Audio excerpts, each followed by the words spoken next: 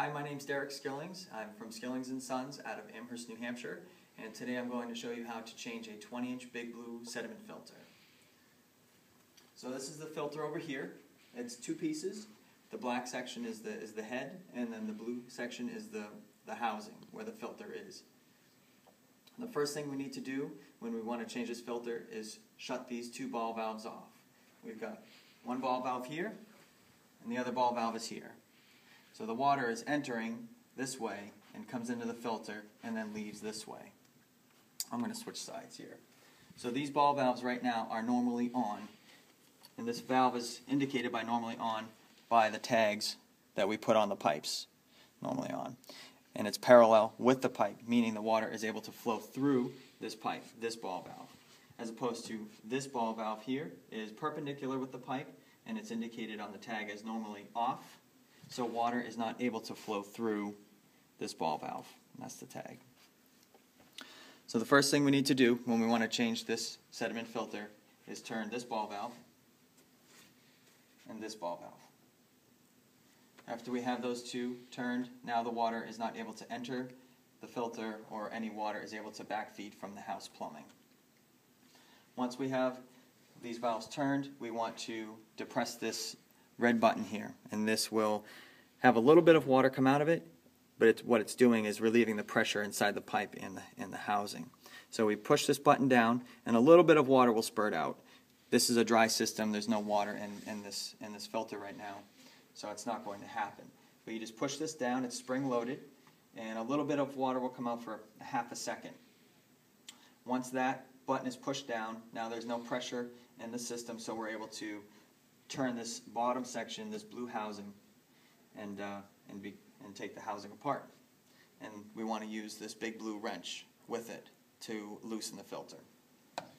So we just take it, we slide it up from the bottom, and we just slide it up as far as it'll go, and then we match the teeth up. There's some teeth on this wrench. We match it up with the ridges, and we're going to turn this handle clockwise. When you are looking at the filter from the top down, you'll envision that this housing is spinning clockwise. So once we have the wrench on, we want to take the butt of our hand and just hit the handle in the right direction, and then that will loosen the filter. It'll break that bond. So we go like that. Now it's loosened. So we don't need the wrench anymore from this point. So we can take the wrench off, put it there, and then we just begin unthreading this housing from the head.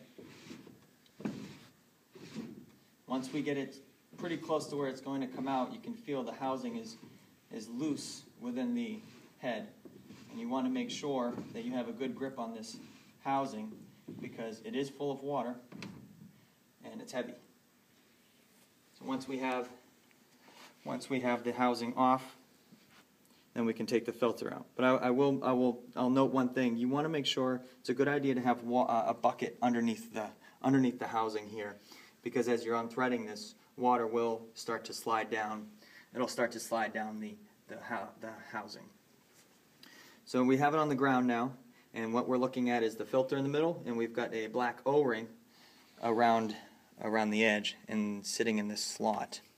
This is the O-ring, and you can see this is the slot that the O-ring sits inside.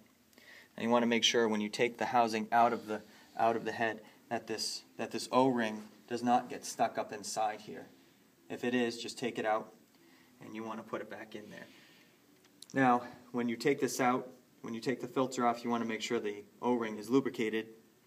If the O-ring is not lubricated, then we have this synthetic grease, which is a non-toxic, food-grade acceptable silicone that you can use to keep it lubricated. So I'll just put a little bit. Just put a little bit. You don't need much. Put it on your finger, and you can just run it around the edge of the O-ring to make sure that stays lubricated. This is important to do because when you put the O-ring back on and you thread the housing back in the head, there is friction against this O-ring when you're spinning it.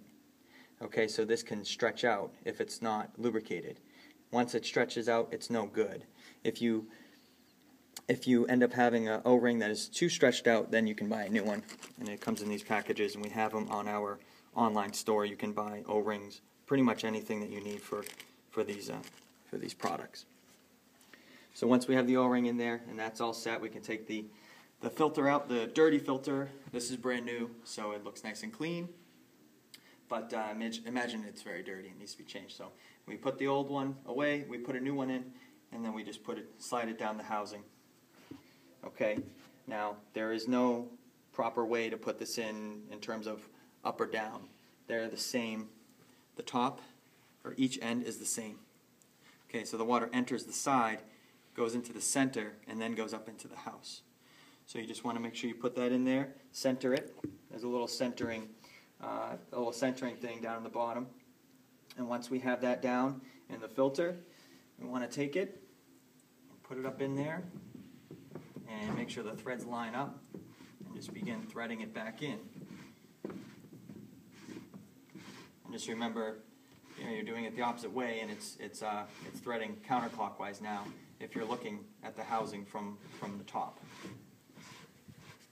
So once we have that in there, you want to make sure that you tighten this by hand. So get it nice and snug by hand. Do not use the wrench to tighten this.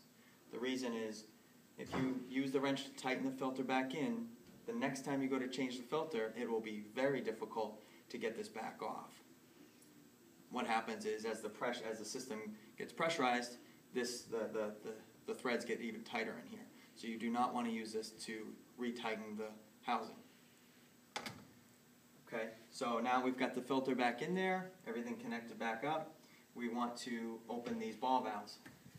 The first ball valve that you would want to open is the one where the water enters. So we want to open this slowly.